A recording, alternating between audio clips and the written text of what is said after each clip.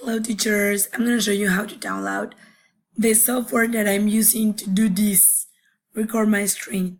So first thing, you're going to go to Google and then you're going to type Screencast matic. And then you're going to click the first link you see.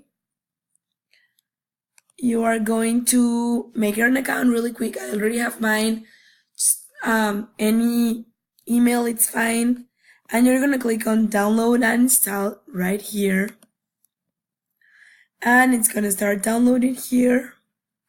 Once it's download, you click on the box to open, you click on next. Then you wait until it's complete.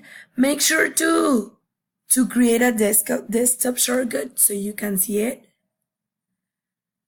Just click also in this box. It says create desktop shortcut, so when it's done you can see it on your desktop. And finish. And then if you exit, you should be able to see it here. So you click. If anything else comes out, just make sure to put free version, because there's like a paid version. I think I'm recording over a record.